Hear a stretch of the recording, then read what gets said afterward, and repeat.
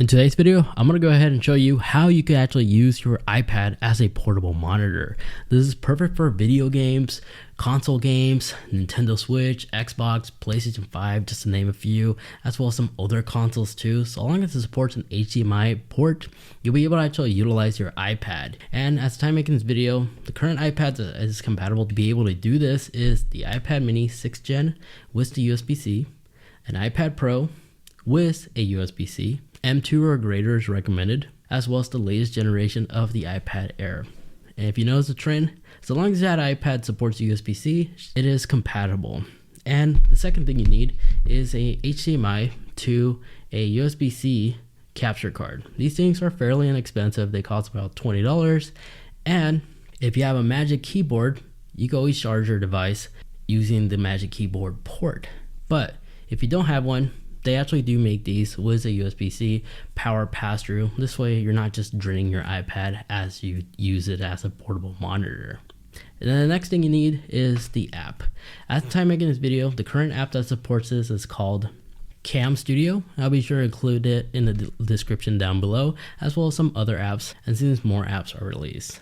The second thing you need to make sure your iPad is on the latest firmware update, and as time makes the video, iPadOS17 or greater, because the new thing about the iPadOS17 is now there's more support for data video pass-through for the iPad. And once you do that, just go ahead and plug in your capture card to your iPad and just plug in your console of choice via the HDMI, and in no time launch the app, and in no time you're playing games off your iPads. Now there's a couple things you need to actually adjust to get this app to be optimized, and I'm going to run it through right now. So when you first run the app, go ahead and give it permission on everything: microphone, camera, as well as other storage options. Just give it permission. You don't have to create a password or an account with them. You could just use a username, which is quite neat because this is a streaming app, but you don't have to stream because you can actually record directly onto the hard drive of the iPad. I'll show you how in a little bit.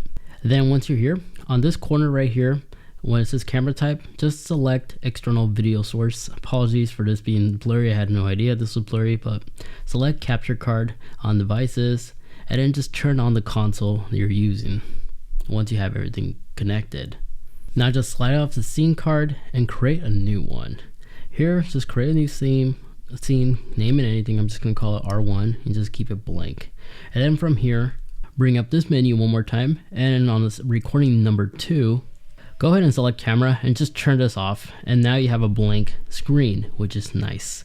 Now just tap the full screen icon right here and you're set. And to record, next to the Wi-Fi icon right on the UI, select record, and then just select the photo library to be the directed save area for the video, and you have a little recording icon right here. And once you end recording, tap stop, go to your device photo library, and you'll be able to find it right here. Full high resolution, really amazing stuff. Great way to actually record gameplay on the go, and cheap too if you already own an iPad, of course.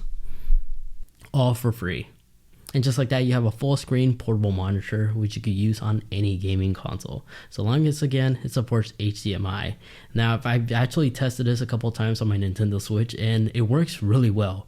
And I'm sure college students or people who has limited in space or always constantly traveling with an iPad, this definitely is a game changer, because now you can actually turn your iPad to be compatible to be used as a portable monitor at all times while utilizing the maximum awesome resolution that the iPad can deliver, including brightness. So if you're a college student, you're limited on space, but you always have an iPad nearby and you like to game on your Nintendo Switch or PS5, just plug it into here and bam, you can play online games and view it all right here. But there is one con I like to highlight. There's no audio pass-through, which means basically by doing this method, you just have a portable monitor without a speaker. But no big deal, because you can always just plug in a headphone to the console of choice directly, and you can still listen to your audio, play online, and etc. Especially with like an Xbox Series X or a PS5 with those wireless headsets, that basically resolves this problem. And if you're using a Nintendo Switch and you happen to have AirPods or other wireless earbuds or headphones,